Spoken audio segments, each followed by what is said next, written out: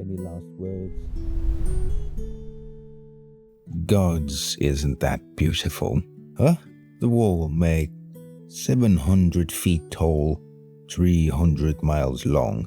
Yeah, that's a lot of ice. I bet it cost a fortune. I wonder if...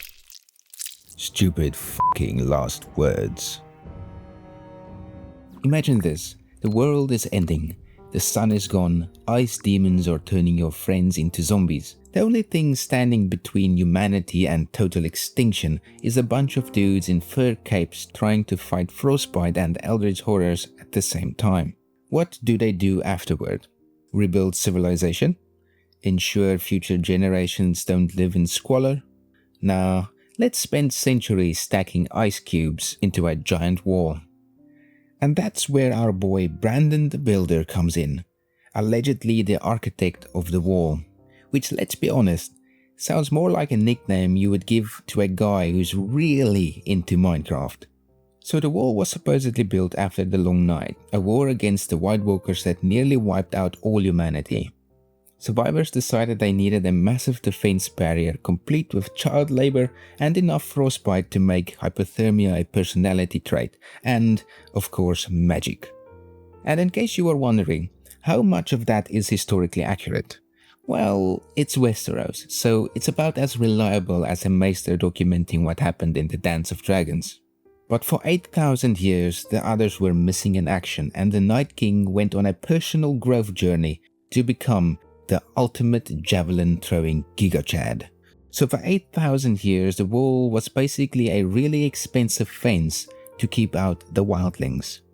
The wall is taller than the Washington Monument, the Great Pyramids of Giza, and your stepdad's expectations of you, all stacked on top of each other.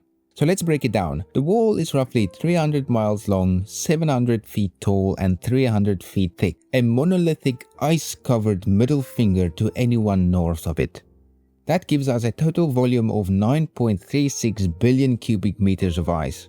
Now let's put that into perspective. If the wall suddenly collapsed like a poorly built Jenga tower, the resulting avalanche would be enough to bury all of New York under 12 meters of frozen death. So we know the best medieval lifting technology was the treadwheel crane, which could handle about 6 metric tons at a time. Ice weighs 917 kilograms per cubic meter, which means that each individual ice block would be about 1.87 meters on each side. Now for those of you who know me, that's roughly the size of my cock. Anyway, to build a wall it would take approximately 1.43 billion blocks. Now some of you might be wondering, can ice even hold this much weight? Great question. Okay, let's get nerdy. The pressure at the base from sheer weight of all that ice can be calculated using the simple equation.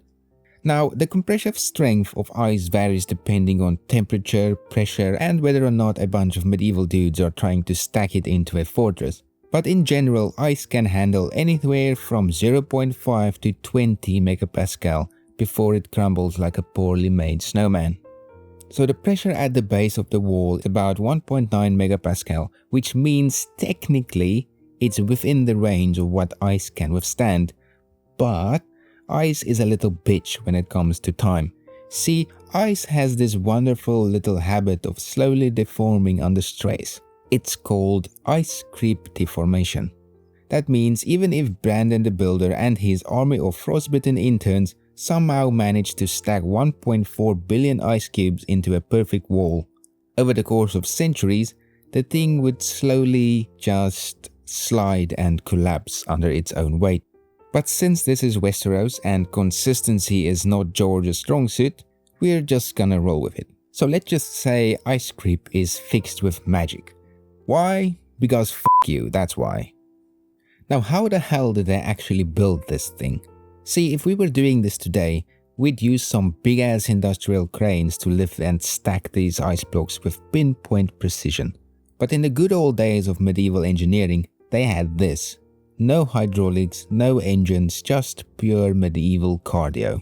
And they had to move 1.4 billion blocks of these chunk cubes into place, which means at best they needed a ton of sledges, a bunch of cranes, and an ungodly amount of manpower. Oh, and by the way, the higher they built the wall, the harder it got to hold the ice blocks up. You think moving 6 tons of ice is tough? Try doing it while climbing an icy death trap. Now, how long would it actually take to finish this monstrosity? At the height of the Night's Watch, they had about 10,000 men, but throughout the years this number dwindled. So let's say on average they had 5,000, and that's being generous. But not all would have been helping in the building process. So let's assume the absolute best case scenario. 3,500 builders working tirelessly in shifts. No union breaks, no lunch hour, just pure medieval suffering. But how many blocks could they realistically place per day? Let's say a team needed 3 workers for lifting and 2 for alignment and positioning. This means that there would be 700 teams in total, and if each of them could place 3 blocks daily, that would bring the total to 2,100 blocks per day.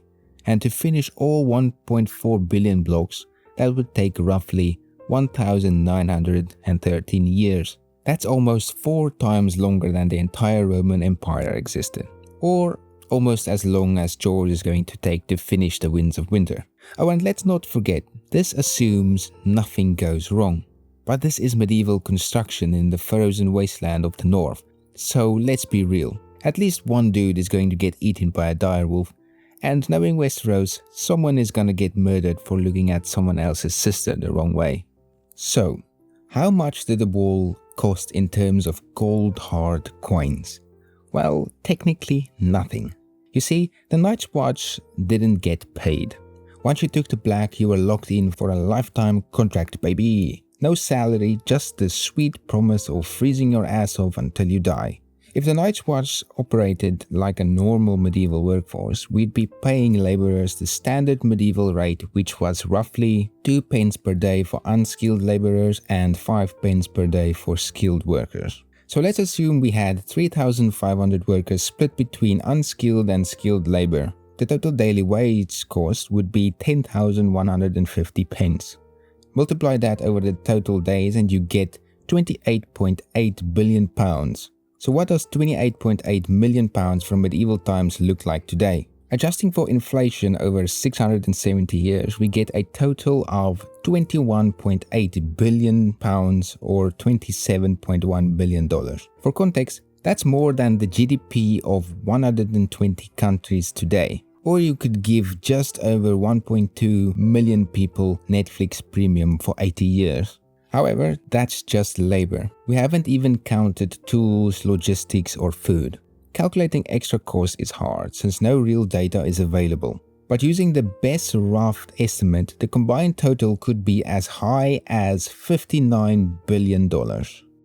Alright, now it's time to answer the real question. How much would a wall cost in Westerosi money? Because let's be real, no one in Westeros is out here paying with freedom bucks. In a previous video, I estimated that 1 gold dragon is roughly $1,000 US. If you haven't seen that video, go check it out when you finish this one. In total, the wall would have cost somewhere around 59 million gold dragons. Over 1,913 years, that's actually not that bad at around 30,842 gold dragons per year. So if you walked up to Tywin and told him the wall cost 59 million gold dragons, he'd probably ask, why the fuck are you talking to him about problems in the north? So after all that time, money and effort, was the wall actually worth it? For the better part of 8 millennia, the wall wasn't even blocking evil ice demons, it was just an insanely expensive fence to keep out the wildlings. And when the others finally showed up, well, you know as the old saying goes, the wall was not built in a day, but it sure got destroyed in a few minutes. I don't know, maybe instead of spending millions of gold dragons on a magic ice fence, they could have invested in literally anything else related to warfare, like training their soldiers in actual siege defense tactics, because look at this fucking thing. Seriously, forget the wall, just spend a little gold on defensive emplacements, proper fortifications, and maybe not putting all your artillery outside the fucking gates. So yeah, the wall was the most expensive, impractical snow fence in history, but by the gods was it beautiful. And speaking of stupidly expensive things, have you ever wondered about the cost of maintaining armies in Westeros? Look no further, my friend.